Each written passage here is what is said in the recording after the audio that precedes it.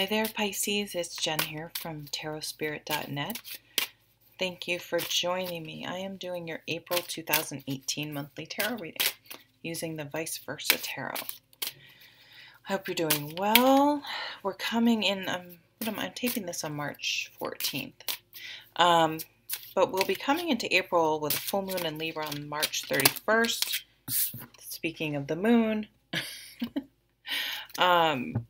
new moon in Aries on April 16th and a full moon in Scorpio on April 30th. Not an astrologer, but sometimes those dates can point to timing issues. As I see, I'm very much affected by the moon. Okay. So some of you are having some sleepless nights and some, when I see the Four of Cups come up in a reading, I feel like it's just like we've sort of accepted that things just are this way and we just have to accept it. So it's kind of the going through the motions card for me. So, excuse me, you get up. Oh my goodness. Pardon me. You get up. You're not excited about your job. You go to work. You're like, I just need to get through the day. You get home and then you're just like exhausted because just going to work is exhausting. And then you just sit and veg out. Get up, you just get through the work week to get through the weekend, then the weekend seems too short and then it starts all over again, like just going through the motions. And the other side of this card, it's like life is just passing you by, like you're observing it instead of living it. Oh, tingles all over.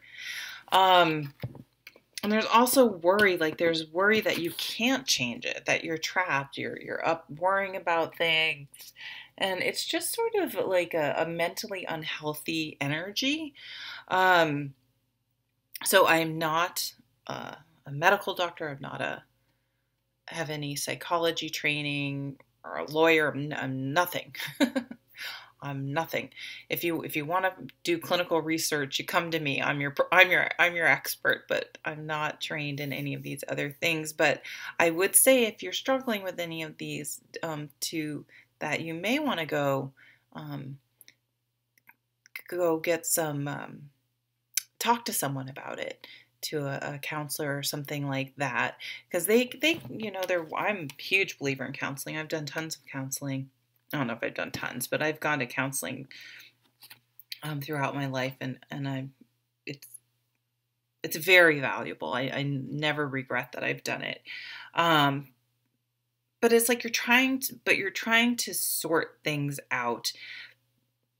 But it's almost like you have to get, what is it? Liz Gilbert said, oh, I wish I could find it. I always do this. I think of quotes, but then I don't know them. But it's like something like basically change never happens until someone gets sick of their own bullshit. And it's just like, I'm sick of coming home and sitting on my ass and watching TV and not doing anything. I'm sick of feeling like everything's a chore and negative and all this stuff. So, I mean, if you don't have,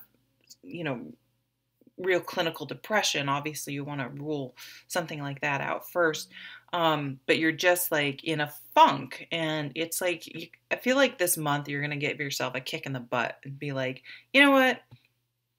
Because we have the Judgment card. It's like, get off your butt and stop making excuses and live. Like, you can either choose to come home and do nothing, or you can choose to come home and start that online side business you want to do. Go to school to get a job that you do like.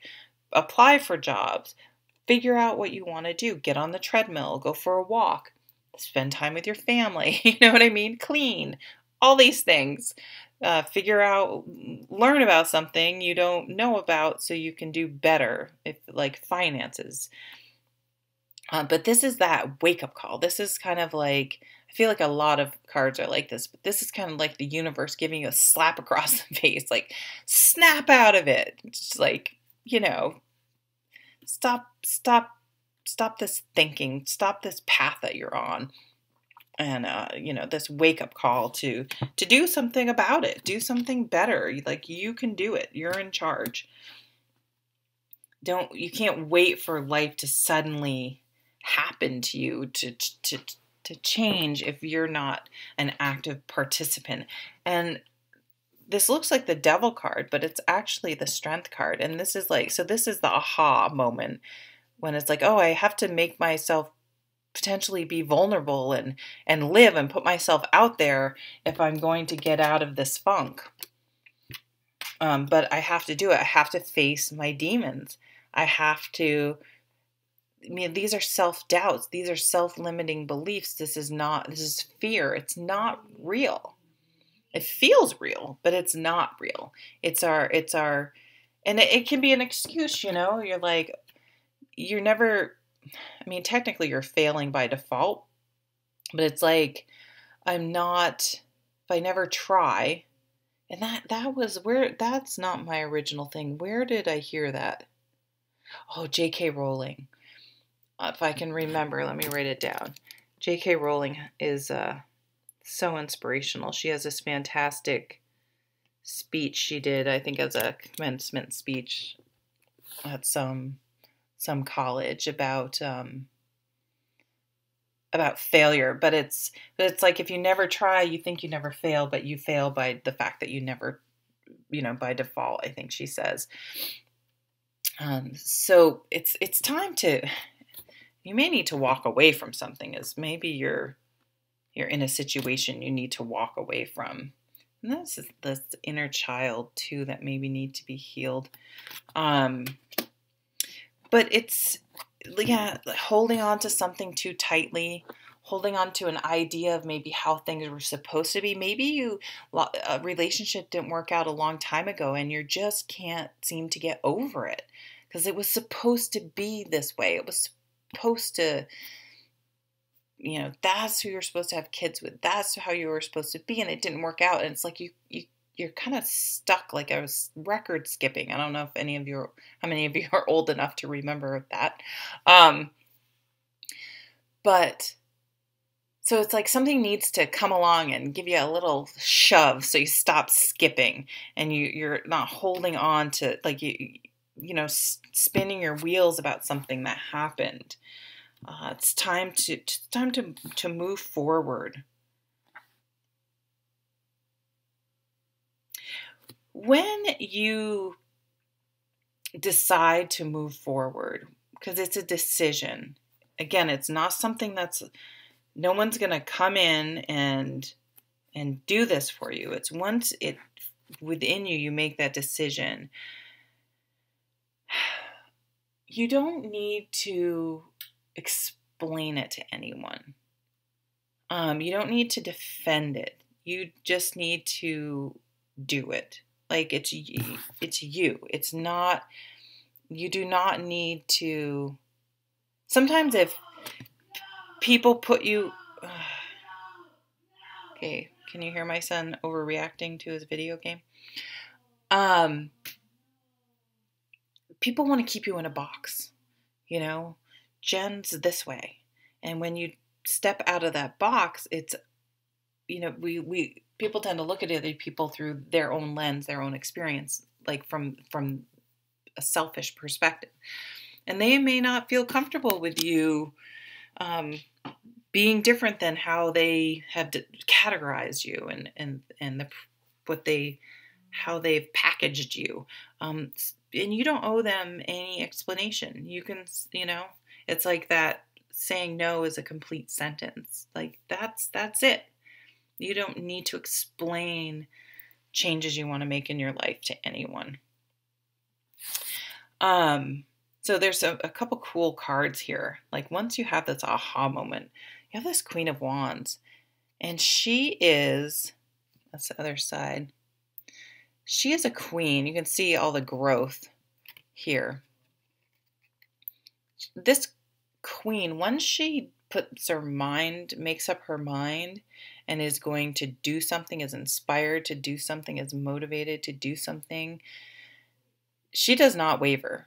She does not like she is not going to let some failure setbacks stop her. She's going to keep trying. She's going to keep figuring it out. She's tenacious. She doesn't